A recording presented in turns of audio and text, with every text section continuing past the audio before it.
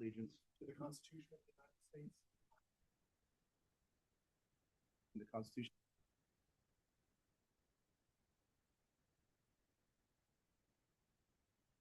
without any reservation or purpose of evasion. I will well and faithfully discharge the duties upon which I'm about to enter.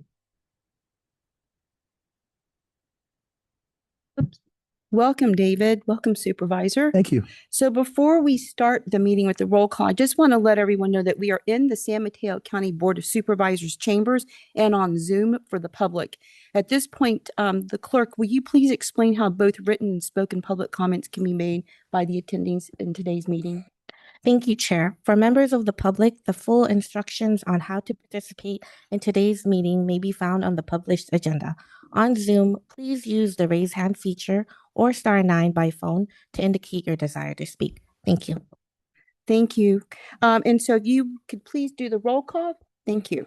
Thank you, Chair. Commissioner Martin?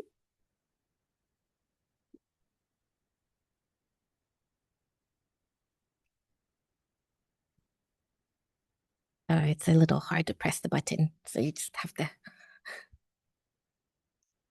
Yeah, there we go. I got you.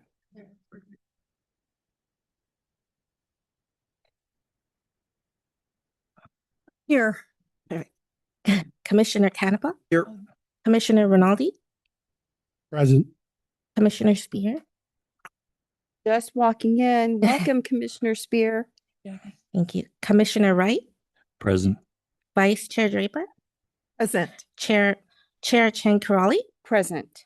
Thank you, Chair. You have a quorum. Thank and we're you. also joined by LAFCo staff, Executive Officer Rob Bartoli, Management Analyst Sarah Flam, Legal Counsel Timothy Fox, and in the audience, alternate member Catherine Slater-Carter, and on Zoom, Colleen Yu. Thank you. Great. And if you could just for the record note that Commissioner Spear is now in attendance as of 2:32. Thank you. Noted. Jackie, thank you. Okay, so on to item 2, which is public comment for items not on the agenda and not on the consent agenda. I don't see any speaker cards here. Is there anyone online? Yes, we did Okay. receive one written comment from Okay. Mr. Andrew Boston, who is also on Zoom. Oh, great. I Okay. will give yeah. him the Mr. Boston, go ahead. Thank you. Good afternoon. My name is Andrew Boston, and I'm a resident of Seal Cove in Moss Beach within the Montara Water and Sanitary District. I wanted to provide context relevant to the Mid-Coast Municipal Service Review regarding sewer service responsibility in our neighborhood. The Seal Cove sewer system was originally constructed and financed by MWSD as a public improvement project.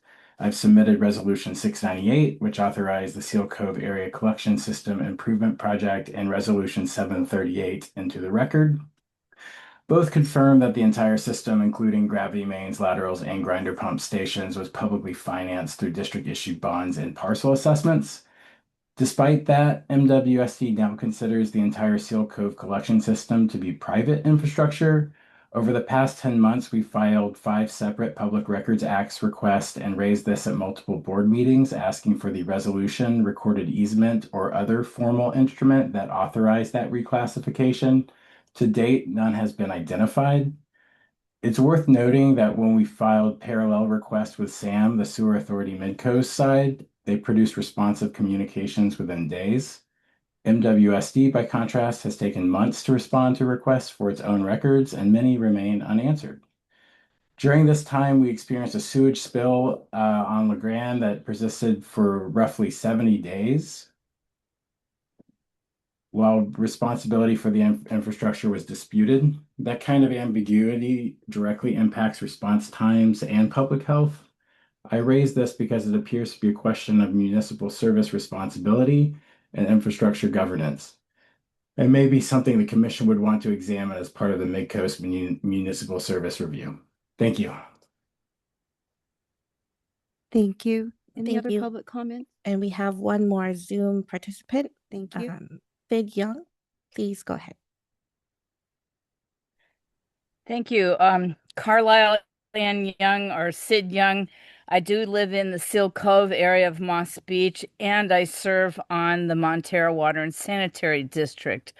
I have been a resident of Seal Cove since 1988, and the improvement system was put in 1985, I believe, or started billing for it on property taxes at that time. It was recorded on my property tax bill for all those years. Unfortunately, because I live in Seal Cove, there's a water main break at the end of my street. The board makes me recuse from all of the closed session items, so I do not know when they voted to stop giving Seal Cove the benefit of the doubt and giving us sewer services to all the grinder pumps, which are on in Seal Cove that were paid for back in the 80s.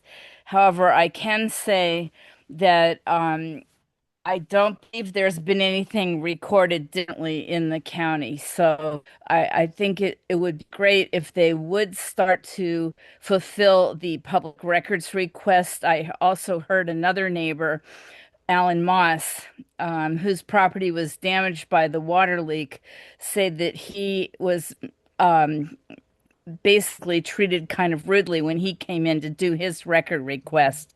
So I'm not sure how many public records requests are being ignored or delayed or brushed off to the side. I think it's important that they take care of it. However, I'm not allowed to voice that concern during our public comments in our board meetings because I live in Seal Cove. Thank you. Thank you. There are no other public comments. Thank you. So I will now close public comment and move on to number 3, item 3, which is the consent agenda. I just wanted to let everyone know that I'm making just a little correction in the minutes, and so we can approve the consent agenda if everyone wants to do so with this correction. And this is for the commission action for number 6 of the minutes, appointment of budget and legislative policy or legislative and policy committee for 2026. And it says that I was appointed to the budget committee, which I was not.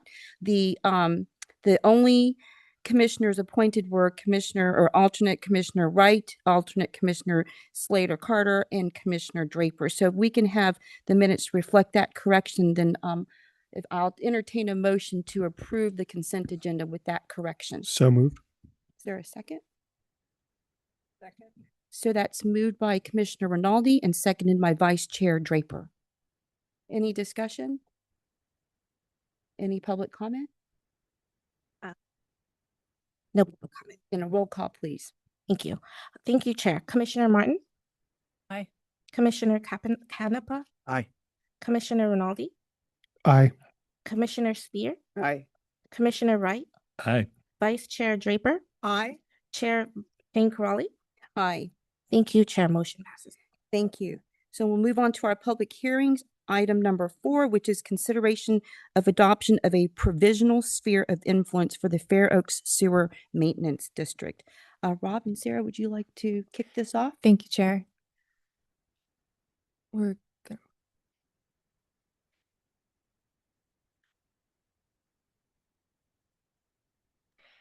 The county operates 10 sewer districts. These dependent special districts are viewable on a parcel by parcel basis on the new interactive portal on the county DPW utilities website. There's a screenshot of that portal shown here. Historically, LAFCo has only processed changes and established spheres of influence for the 3 county sanitation districts and not the 7 sewer maintenance districts, even though both types of agencies provide similar services and both are considered districts under the Cortese-Knox-Hertzberg Local Government Reorganization Act of 2000. Historically, sewer maintenance district boundaries and any changes have been processed by the County Department of Public Works and then acted upon by the County Board of Supervisors as the governing body. With the revisions to the annexation process, LAFCo will be the conducting authority for annexation applications into county sewer maintenance districts. Over the last year, LAFCO, Council, and DPW staff have met to discuss changes to the approval process related to sewer maintenance districts. DPW and LAFCO have agreed to have LAFCO process boundary and governance changes related to sewer maintenance districts, as this allows for a more streamlined and transparent process for applicants, enhanced review authority for the county, consistency with LAFCO law, and efficiency gains for county staff time. Now, a prerequisite to annexation is that the land must be within a jurisdiction's dedicated sphere of influence. So now each of the sewer maintenance districts requires the establishment of a sphere of influence, as these districts currently lack any designation. The item before the commission today is the adoption of a provisional sphere of influence for the Fair Oaks Sewer Maintenance District. A sphere of influence, or SOI, represents the probable physical boundaries of a district, encouraging orderly formation and service delivery. Over the next several months, LAFCo will work with the County Department of Public Works to establish provisional spheres of influence for the other sewer maintenance districts and bring them before this commission for review. So the provisional SOI for Fair Oaks Sewer Maintenance District is shown here on this map, is proposed to include parcels in the town of Woodside that are within the Redwood Creek Assessment District, but have not yet been annexed to Fair Oaks Sewer Maintenance District. The sphere of influence in the rest of Fair Oaks would be coterminous with the current Fair Oaks Sewer Maintenance District boundaries. The provisional sphere of influence would be reviewed again in the 2028-29 MSR review cycle. This is a provisional sphere of influence because the town of Woodside and the county are currently in ongoing conversations regarding the existing and fewer capacity to treat any new sewer connections. The town of Woodside has said that they're preparing a sewer study. So in this map in blue, we have identified parcels that are currently in the district. In yellow, we have the proposed sphere of influence. Again, this is territory that has already been identified by the town of Woodside and Fair Oaks as being eligible for sewer services. One minor correction, in your packet, there is a resolution associated with there's a resolution associated. We want to change one. And first, a reminder that in adopting a sphere of influence, Section 56-425E of the Cortese-Knox-Hertzberg Act requires that the Commission consider 5 factors and prepare a written statement of determination. These 5 determinations are listed in that resolution. We just propose a change in the text for determination number 5. It should be changed to read that there are no DUCs within disadvantaged unincorporated communities within the proposed Fair Oaks Sewer Maintenance District sphere of influence, not service area. And with that, the recommended action for the commission is by resolution to approve the provisional sphere of influence for the Fair Oaks Sewer Maintenance District. Happy to take any questions. Thank you. So I will now take any, or is there a discussion on this item from the commissioners? Vice Chair Draper? I had a couple of questions and I want to bring it up. Could you go back to the map, please? I had asked staff if there were any gaps and it wasn't clear to me if it was in a city, then the city had the responsibility and the capability of providing sewerage. Or does this take care of all the gaps? And the answer that came back is, yes, there's gaps. And so I would like, before we finalize this, to know where are the gaps and how big are they? Because I'm concerned that some of them might be looked at for housing, the sites, but not have the infrastructure basis resolved.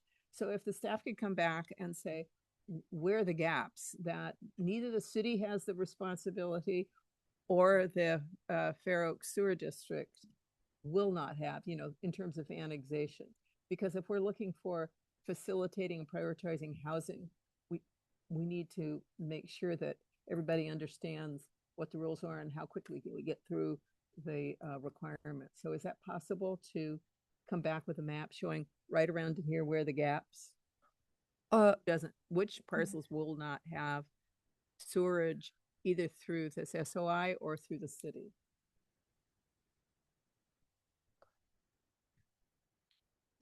So if I may, through the chair, if you recall from the municipal service review for the town of Woodside that we conducted a couple months ago, and that review, we did highlight the existing sewer boundaries for both the Fair Oaks Sewer Maintenance District and what is known as the Town Center Assessment Area. So the town of Woodside has a small segment of the town, mostly around the area of Highway 84, Woodside Road, and they're kind of their downtown area that the town directly provides sewer service to. West Bay Sanitary District operates and maintains that system, but that is a system of the town of Woodside. The rest, there is a small segment of the town of Woodside, mostly to the east of 280, that is within the district boundaries of the West Bay Sanitary District. The vast majority of the town of Woodside that has sewer service falls within Fair Oaks. But even then, the vast majority of the town itself is largely still served by septic systems. And so what the map that we're proposing for adoption today would identify the areas in yellow that are within what is called the Red Brook Creek Assessment District area, where both the town of Woodside and the Fair Oaks Sewer Maintenance District has agreed that sewer service can be provided there because there was an assessment that was conducted many years ago to allow those parcels to connect at some point to sewer service. The areas basically outside of that are not sewered, which are not clearly legible on this map. That is this point of discussion that LAFCo, County Department of Public Works, and the town are continuing to have, because the areas that are outside of sewer service areas or outside of the assessment district or outside of the town's own system don't have a clearly identified sewer provider. And so to some extent, that's why we're calling this as a provisional sphere of influence as we continue to have those conversations, especially when we do some future municipal service reviews. I certainly envision that this sphere of influence will get updated in the near future with more information from the town of Woodside and from the county. So I'm happy that we're doing this. I'm happy that the discussions are going on. I just don't know where are we talking about those gaps? It's just more, to me, it's more of a, where are they? And if they can be mapped here, like, I don't know, you can't see where I'm pointing, but there's a city border line, and then there's a yellow and the blue, and are those in or out or sewage, or they have potential? I don't know what's there. So, is there things that are around here that end up being gap pieces that are part of this discussion that's coming up? I think one component of the work plan over the next year is a larger mapping project that does include outside service agreements. And so I think that over the next year, the request for a map showing those gaps is understood, I believe, as we map also the existing outside service agreements to show which parcels are receiving sewer from which entities. That will help answer the question. Maybe if we put those maps combined with the other sphere of influences for the other sewer maintenance districts, that will start to create a bigger picture of the parcels that do not have a current provider. And I think we're going to continue to have, these conversations with the town and the County Department of Public Works about these particular issues about areas within Woodside that currently lack sewer service. And I could definitely see at some point during those discussions that we end up creating a map identifying areas of where there is no sewer service currently, and where outside of the sphere of influence, even of Fair Oaks or West Bay. And we certainly could bring back some information to the commission when we have probably more available data from both the town and the county about where they envision and maybe prioritize sewer service that's outside of where the Rubber Creek Assessment District and outside of the sphere of influence for Woodside or for Fair Oaks. Because we do envision in the next couple of months that we will have some applications that will come forward about annexations to Fair Oaks that are within the Rubber Creek Assessment District. So that's why we're asking the commission to adopt at least the provisional sphere of influence at this time with lots of caveats that we will probably be amending it in the future as we have these conversations. So Anne, how, as I hear this, this would be the minimum map, the minimal map.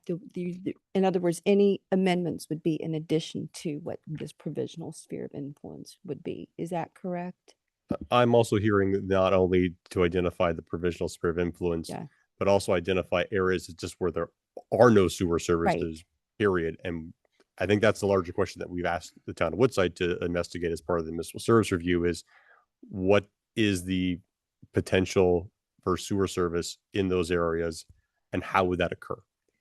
I Who mean, would the it's a provider be, legitimate anything like that? point, Rob, because it seems to me that almost at every meeting we've had to annex into a sewer district, right? So we can get that map. And I think, like I said, this is the minimal, right? So, and this is the provisional sphere of influence, and we adopt this today. Can you come back with a map with the gaps? That would be very, very helpful. We certainly could, yes. Is that okay, Ian?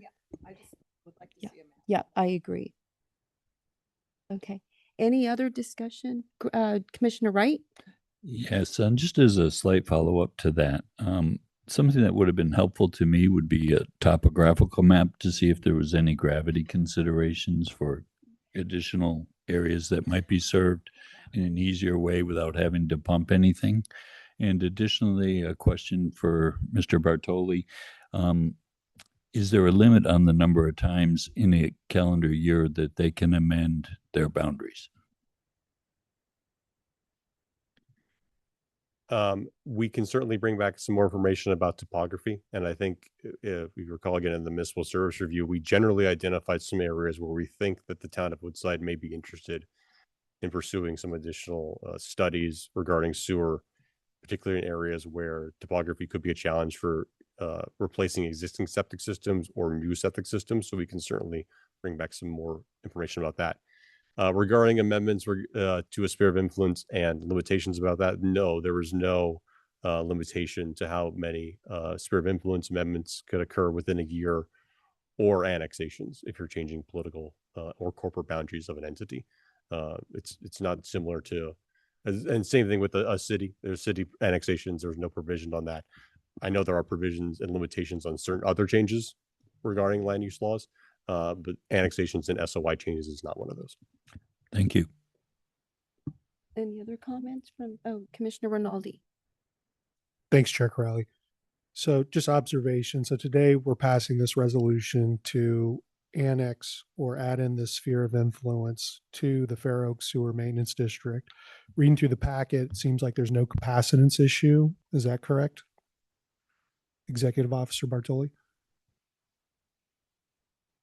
That is correct. So within the parcels that are identified in the sphere of influence, that's within an assessment district that was established by the county and the town of Woodside. So they have already accounted for the connections within that area. Anything beyond that right now, that's a discussion that I believe all three entities will be having in the future about Correct. where sewer service could be at elsewhere. And those boundaries can change over time and there's no limits to. Correct. Okay. So yeah, I'm feeling very comfortable with this. Any other comments from the commission? Okay, I'll open it up for the public hearing. There are no public comments at this time. Great, then I'll close public hearing and I'll entertain a motion to adopt this provisional sphere of influence. Second. Moved by Commissioner Spears, seconded by Commissioner Rinaldi. Roll call, please. Thank you, Chair. Commissioner Martin? Aye. Commissioner Canepa? Aye. Commissioner Rinaldi? Aye. Commissioner Spear? Aye. Commissioner Wright? Aye. Vice Chair Draper? Aye. Chair Chang Karali? Aye. Thank you, Chair. Motion passes. Thank you. And moving on to item 5 is the consideration of adoption of the proposed work plan and draft LAFCo budget for fiscal year 26-27. Rob? Thank you very much, Chair.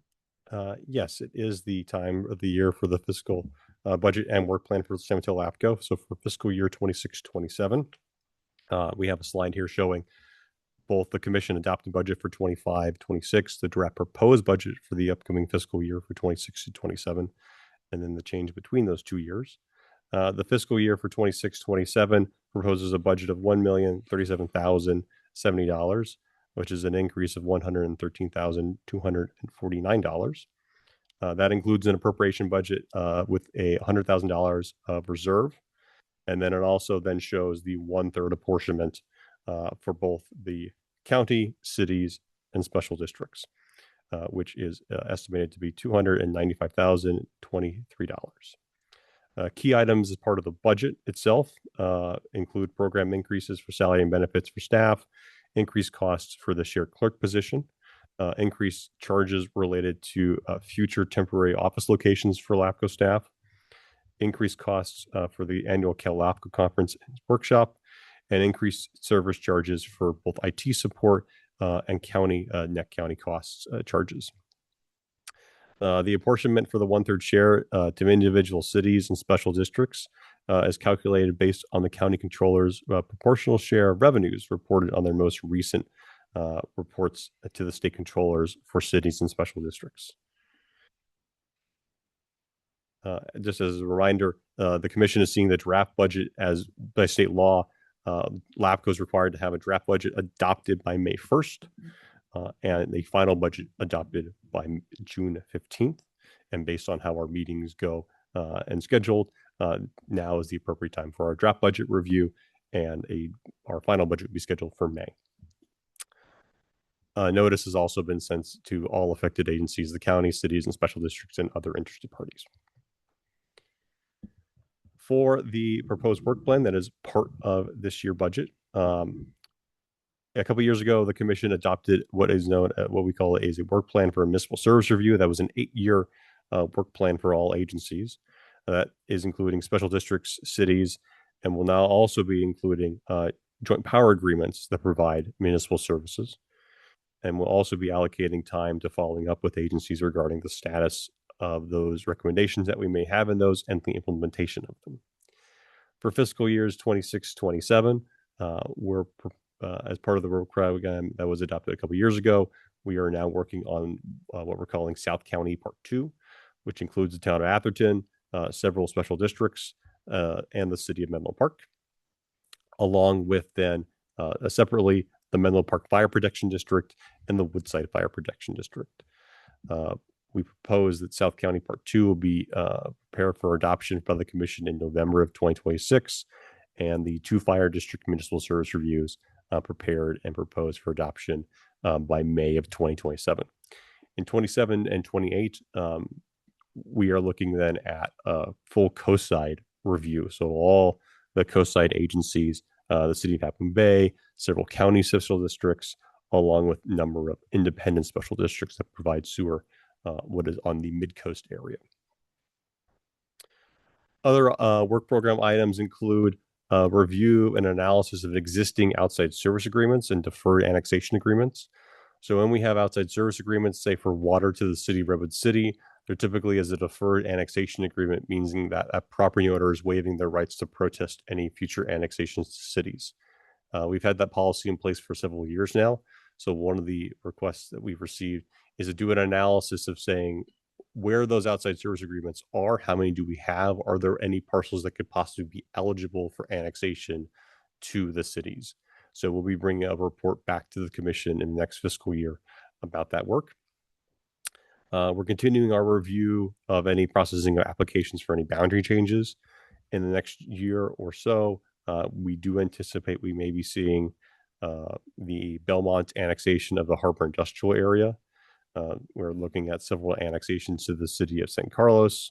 We're continuing work on sewer districts, whether they be county or independent district annexations, and also a discussion about what the area known as the Menlo Park Triangle, which has been an application into LAFCo for several years, that now the city and the applicant are continuing to work on. And we do anticipate the city will have some determination and some additional reports this fiscal year. So we may see an application come forward to the commission by then. We are also working on our digital archiving and mapping program, either updates to maps for the commission or maps and documents that are available to members of the public through our website.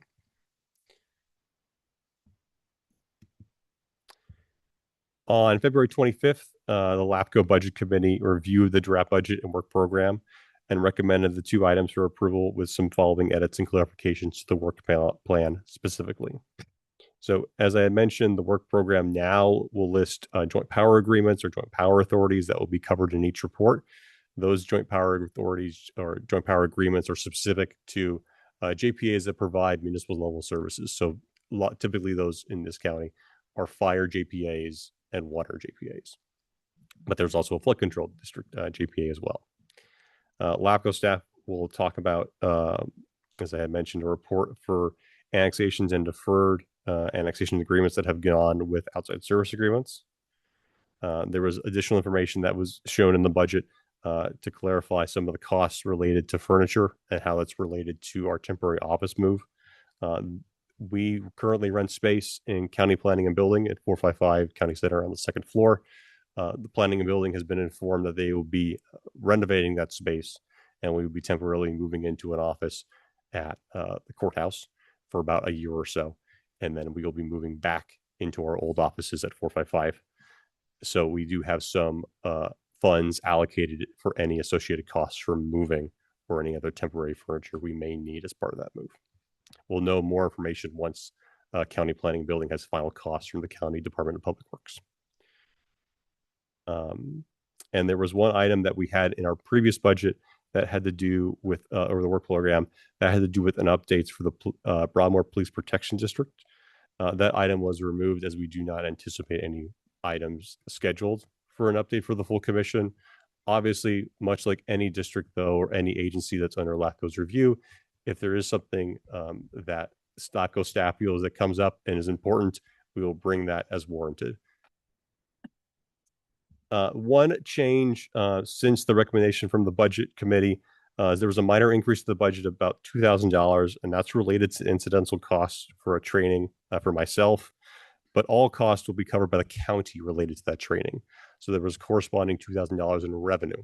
So that cost is not then going to be associated and passed along to any member agencies. That is a county cost that will be covered by county HR. So there's a corresponding revenue and a corresponding expenditure, but overall there is no additional increased costs to members. And with that, the recommendation is to open the public hearing, accept public comment, consider and approve the resolution with the draft proposed fiscal year 26-27 budget and work program, and then direct the executive officer to schedule a final 26-27 budget for a public hearing at the May 20th, 2026 LAFCo Commission meeting, and to circulate the notice to counties, cities, and independent special districts. And I'm happy to answer any questions. Thank you. I'll open up to for commissioner comments. Any comments by the commission? Commissioner Spear? Could you tell us? It appears that the salary increases are 12%, or is that including the new staff position? So the overall budget, it does increase by 12%. That is encompassing both the 2 LAFCo staff positions, myself in the management analyst position. The position of the LAFCo clerk is actually a planning and building position. So we share the salary costs and overhead with planning and building.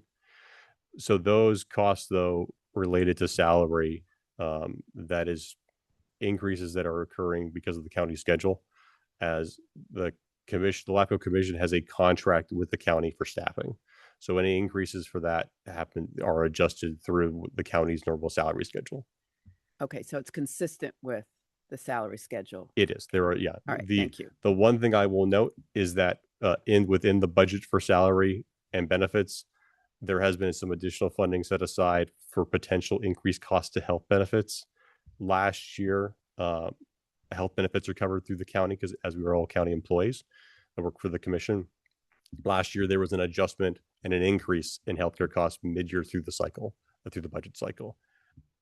I highly anticipate that will occur again. So we are making sure that we have sufficient funds for any programmed healthcare cost increases that happen for all county employees in the LAFCo budget. Okay, thank you. Commissioner Wright? I'd like to start by saying thank you to staff for the alacrity with which they handled the Budget Committee's questions during our last meeting.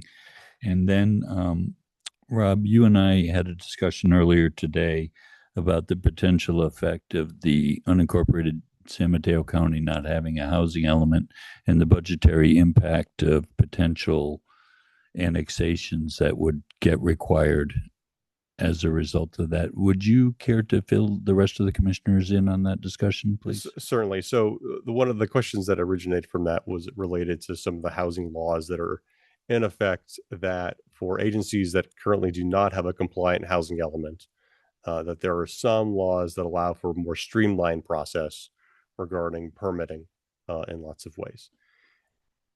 In any case, currently the county does not have a compliant housing element. They are working towards that as we speak. I don't know when that will be adopted, but I assume that it will probably be within the next year. The laws that provide a streamlined review may require, depending on where they are, may require a corresponding LAFCo action. So we might see more applications potentially for annexations to a sewer or water district, other municipal service provider, or to a city. In either of those cases, though, while that could potentially increase workload through an actual application, if there was one to come forward to the commission, we do charge fees for our time to recover those costs while reviewing and processing any application. So while there could be an increase in applications, we would then see also an increase in corresponding revenue as part of that to cover any additional costs beyond staff time, because staff time basically is already covered for all the work program.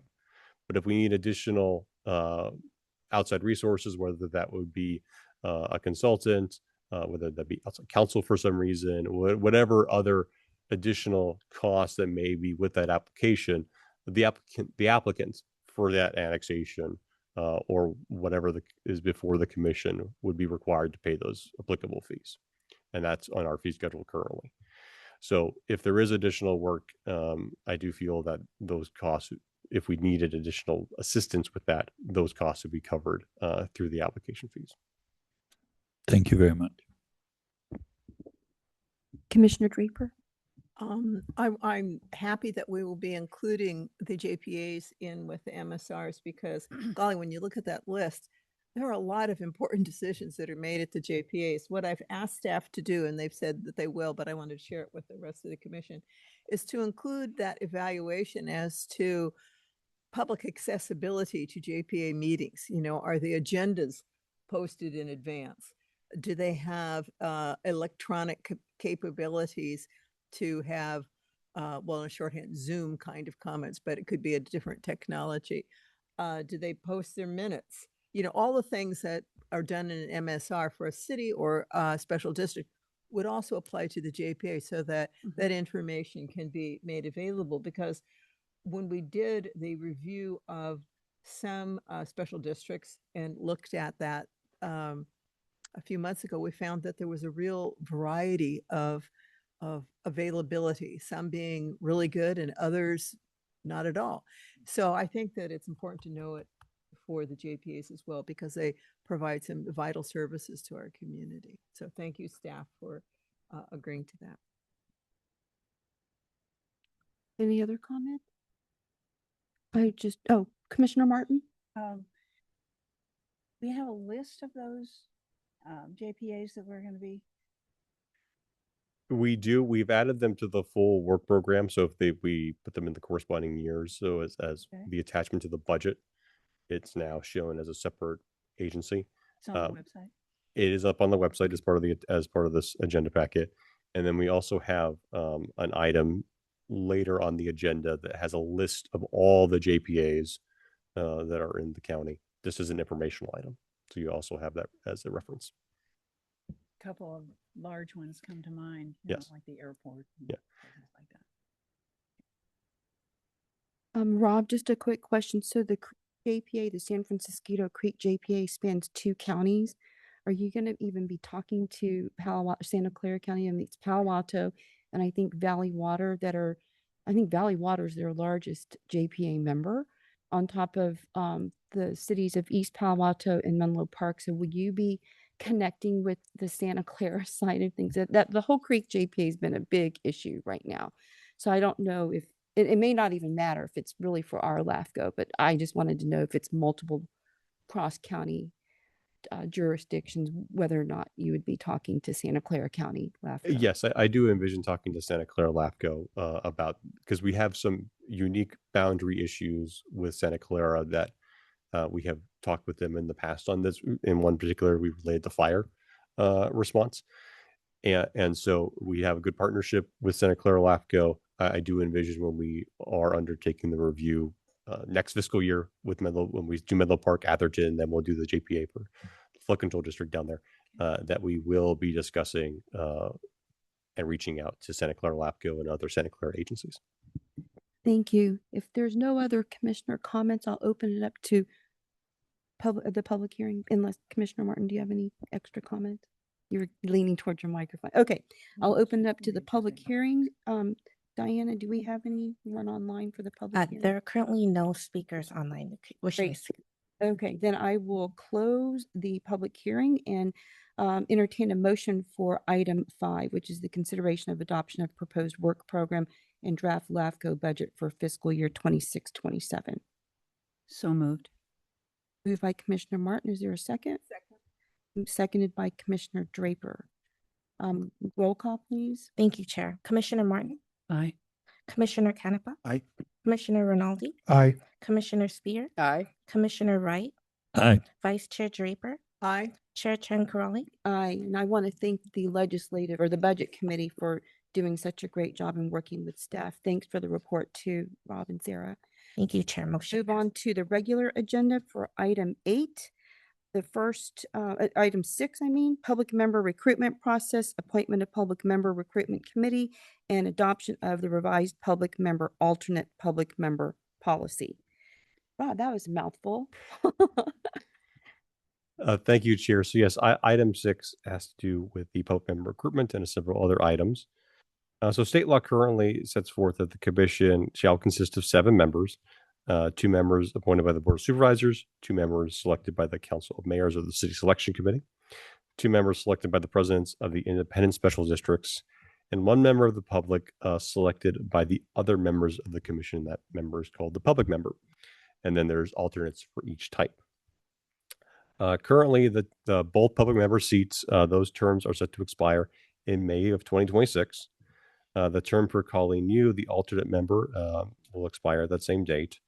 Ms. Yu was appointed in 2025 due to a vacancy from the previous alternate public member. And the upcoming term would begin in May of 2026 and expire in May of 2023. Ms. Yu has stated to LAFCO staff that she will not be seeking a reappointment. And we are looking at then doing a recruitment announcement that will be published by March 23rd with a minimum of a 30-day recruitment period. The term for Commissioner Draper, currently the regular public member, is also set to expire in May of 2026. Ms. Draper was originally appointed in 2016 to a partial 2-year term to fill a vacancy, reappointed by the commission in 2018 and 2022 for 4-year terms.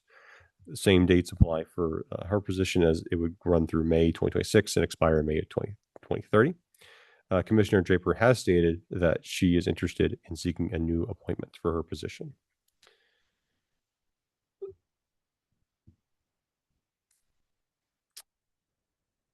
I can go to the next slide. There we go.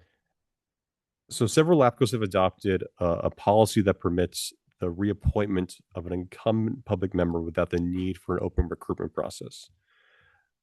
Typically, what we have done in the past for recruitments for both public member and the alternate public member is the commission has formed a recruitment committee. Typically, that consists of 1 member from city, 1 member of county, 1 member of special district. LAFCO staff opens up a recruitment for that position. We interview candidates, and then ultimately that committee brings back the recommendations about the appointments to the full body for a vote. We have prepared an updated policy because we have an adopted policy and procedure for the selection of the public member and alternate public members that would permit the commission to appoint an incumbent public member without the need for an open recruitment process. Alternatively, direction can also be given to LAFCO staff to include this position in the recruitment announcement along with the alternate position, alternate public member, and start an open recruitment process. In the staff report, there is an attachment with a proposed policy change. And it reads as following: in lieu of a recruitment process, the commission may direct the executive officer to schedule a public hearing to consider approving the reappointment of an existing incumbent public member. Since the publication of that report, the LAFCo Legislative and Policy Committee met on March 12th and to review the proposed change. The committee, consisting of Commissioners Martin, Rinaldi, and Ruddock, generally agreed with the proposed policy, with the additional language to clarify the change. And the language that is been added from that meeting is shown on this slide in italics. So it would go on to further clarify that the reappointment shall be at a publicly noticed and shall be publicly noticed, and the notice shall be posted at least 21 days prior to the hearing for which the reappointment has been scheduled.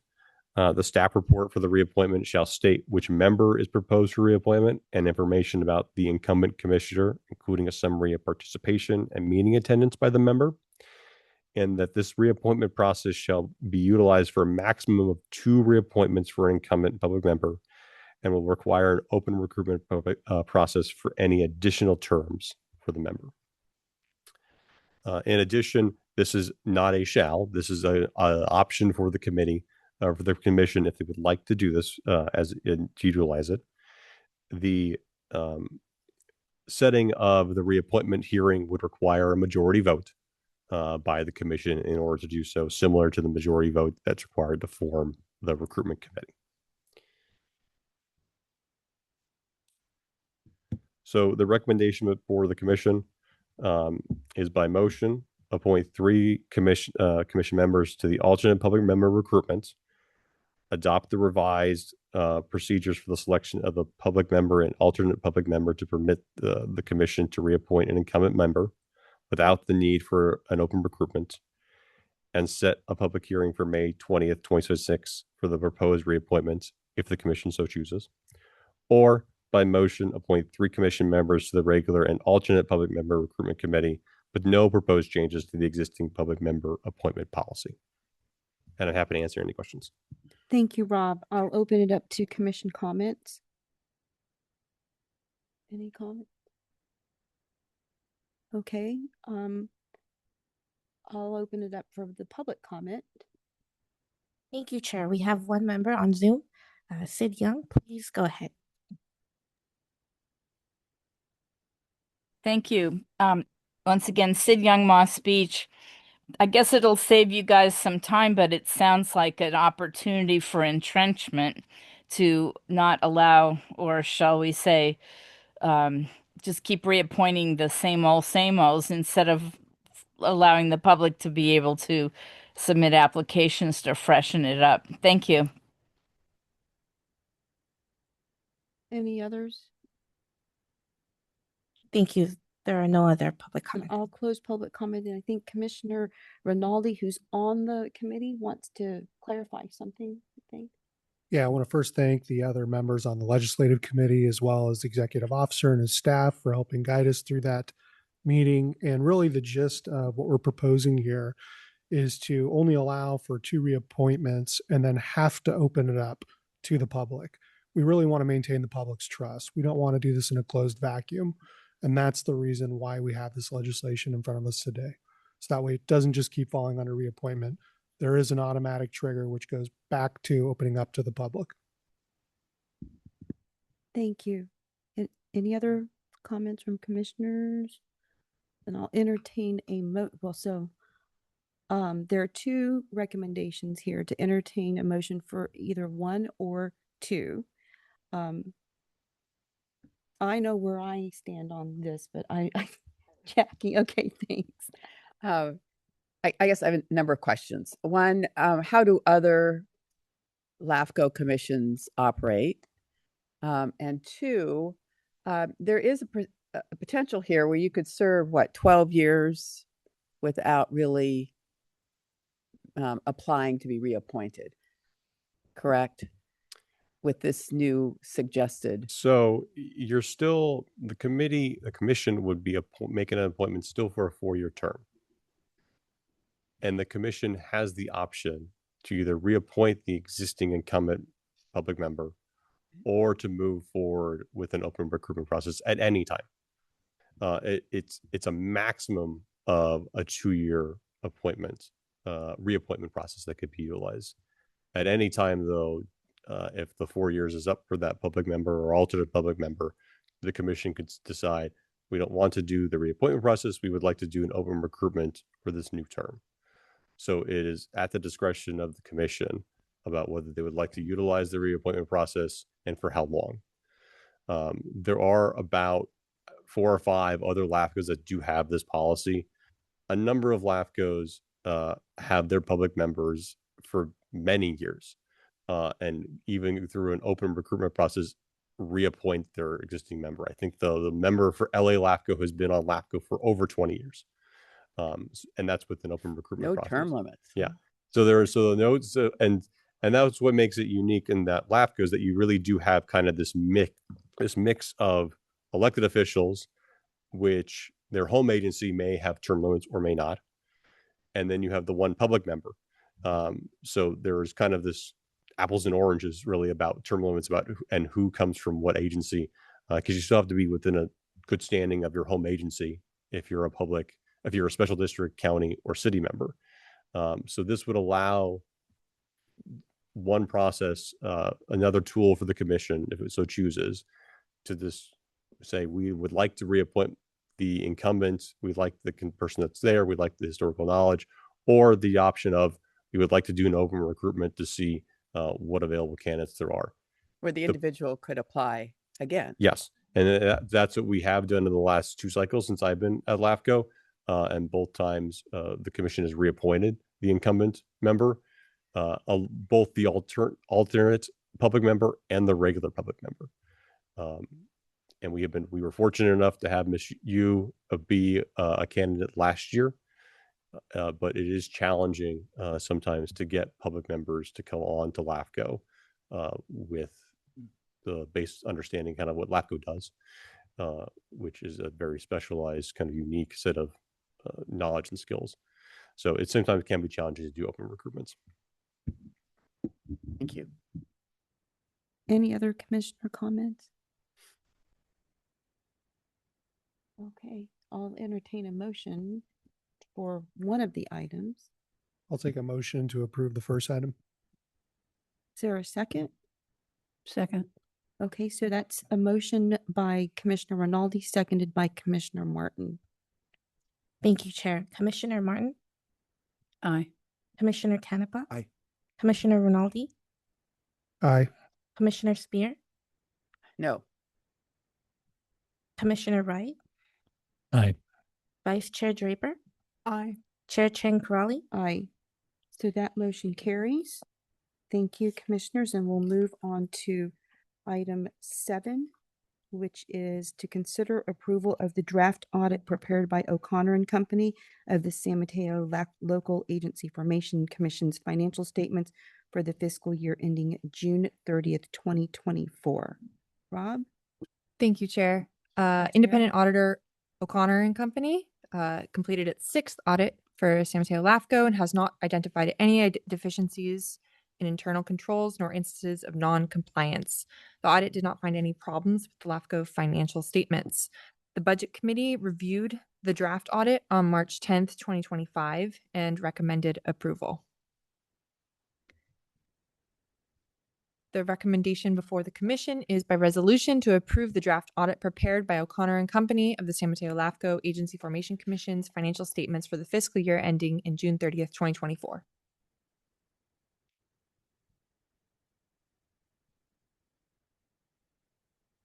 Happy to take any questions. Thanks, Sarah. I'll open it up to commissioner comments. Any comment? Commissioner Martin? How often do you put the contract you have for accounting out for bid? So last year, the commission, we had typically prior years, when we had been moved out of the county general fund and into a trust fund, we did a 1-year contract for our audits. Last year, the commission approved a 3-year contract for O'Connor. We were looking at 3 or 5 years. So we ended up adopting a 3-year contract for fiscal years 25, 24, 25, and 26. So towards the end of 26, we will probably reopen a new request for bids. We anticipate that we'll have the 25 audits done by this summer, which means we can be starting on the 26 audits at the end of September when we have final actuals from the county, which means we will be on a correct cycle. We have been trying to catch up for a couple of years due to some lag when we moved out of the trust fund and had to do our own independence audits, because LAFCo had historically not had to do that. And so that's been a change, but we've been good about being diligent about that, and we are almost there. Any other commissioner comments? Okay, I'll close commissioner comments and open it up to public comment. Thank you, Chair. There are no speakers waiting to speak. Okay, then I'll close public comment and entertain a motion to approve the draft audit prepared by O'Connor and Company for our LAFCO for the fiscal year ending June 30th, 2024. Is there a motion? So moved. Moved by Commissioner Canepa. Second. Seconded by Commissioner Rinaldi. Roll call, please. Thank you, Chair. Commissioner Martin, Aye. Commissioner Canepa, Aye. Commissioner Rinaldi, Aye. Commissioner Spear, Aye. Commissioner Wright, Aye. Vice Chair Draper, Aye. Chair Chang Crowley. Aye, so that motion carries. Thank you. And we'll move on to item 8, which is an update from the February 23rd, 2026 special LAFCo special corporate business meeting. Rob, do you want to kick it off? I can I get will. here. So if the commission recalls, at the January 21st LAFCo meeting, we had a very in-depth discussion about some potential bylaws change at LAFCo.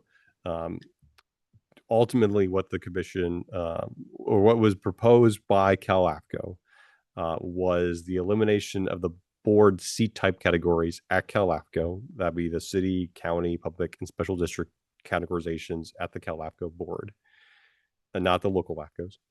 And the ability of executive officers to be eligible to be serving as voting members at the LAFCO board, elected from within their respective regions. The general direction from the commission at the time was to express concern about those two proposed changes.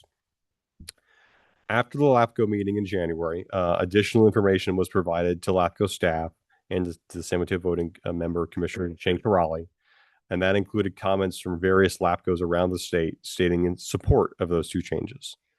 The support largely centered on the idea that each local LAFCO would still retain full authority to nominate and support whomever they believe is the best to serve LAFCO and its members, and whether a commissioner of any C type or an executive officer. And that ultimately ensures that the LAFCO commissioners, the ones that are appointed and elected to LAFCO, are those that are deciding and voting on the representation at the LAFCO board. So at the February 23rd special meeting, the LAFCO board of directors held a special meeting to review and take action on those two bylaws changes. And based on the additional information regarding the potential impacts of the bylaws and the discussion at the special meeting itself, San Mateo LAFCO voted to support the bylaw changes. The bylaw changes were passed with 40 LAFCOs supporting the item and 2 against the proposed changes. It's anticipated that additional information about the potential bylaw changes, including potential region changes, will continue throughout the year. So there were no changes to any kind of regional breakup. So there are still the 4 LAFCO regions: northern, inland, southern, and coastal. And coastal. We are a member of the coastal region. If you recall, at the January meeting, there was a proposed change to maybe have it broken down to much smaller regions, where we would have been the South Bay, which would have only consisted of San Francisco, San Mateo, Santa Clara, and Alameda. Instead, we are remaining in the larger coastal region, which encompasses all 9 Bay Area counties and stretches down the coast to Ventura County. We anticipate at the staff workshop in May that there's additional discussions about those region changes potentially. And if there are any additional information, we'll bring them back to the full commission at that time. The other update that I briefly have about LAFCO, is there were a number of LAFCOs that had left the organization over the last year or so. A number of those are interested in returning. LA LAFCO has already announced that they're returning back to Cal LAFCO.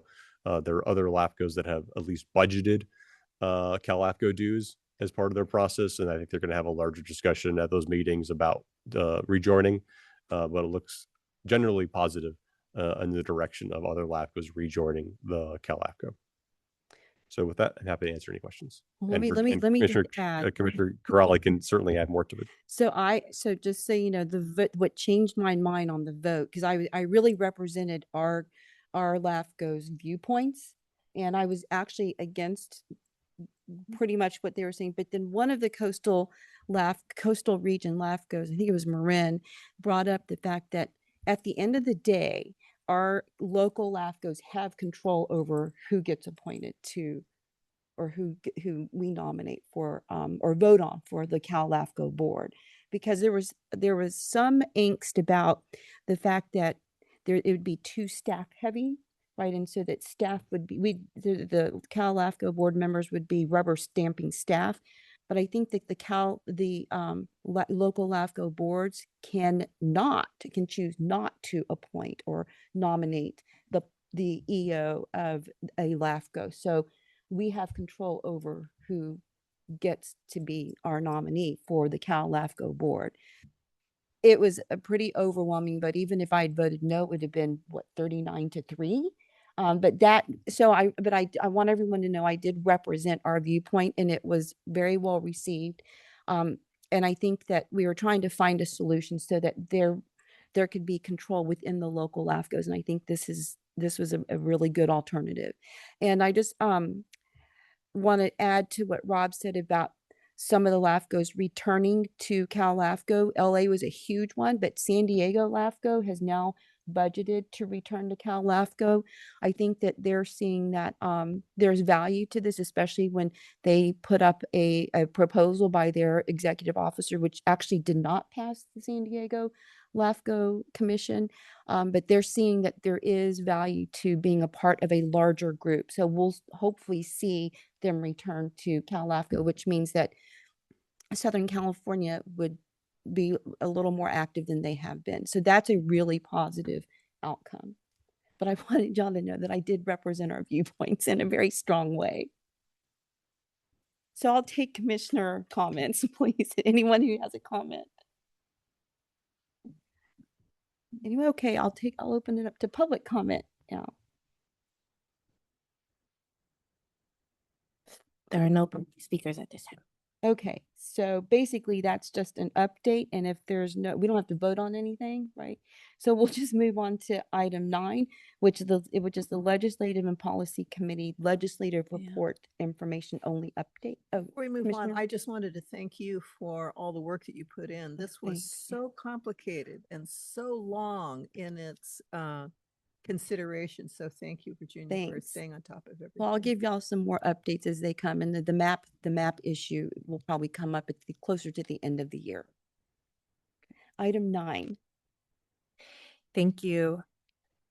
Item 9 is in regards to the Legislative and Policy Committee. Cal LAFCO at the time is tracking 16 bills. The Cal LAFCO Legislative Committee meeting is tomorrow morning at 9 a.m., where they're going to be discussing at least one of them, AB 2083 from Corey Jackson. That's in regards to the Moreno Valley Parish Child Care Special. It's called the Moreno Valley Parish Child Care Special District Act, which proposes a unique government model to address child care shortages in the Inland Empire. That is one that we will be talking about and looking at in the time to come. Unless there are any questions, that's all for now. Any commissioner comments? Okay, information item only. So any public comments, Diana? There are none at this time. Thank Great, you. then let's move to our last item, item 10, but now 10A, which is commissioner reports, joint information only, joint power agreements, joint power authorities in San Mateo County. Yes, just Anything? an informational item. There, as we're adding JPAs now to the municipal service review, staff has just included a list of the relevant municipal service providers that provide services through a JPA, and what services they do provide and what areas they are and who makes up those JPAs. So that is just for information item only. If there's no questions on that, I'll move quickly to item 10B, which is just an update on any LAFCo commissioners' terms for 2026, because we do have 2 public member positions, regular and alternates, 1 city member and 1 special district member seat that will be up for both reappointments or election process. That's for information only. Any comments before we adjourn? Any public comments, Diana? None of it this time. Thank you. Great, then I'll adjourn this meeting at, what time is it? 3:36. Thank you.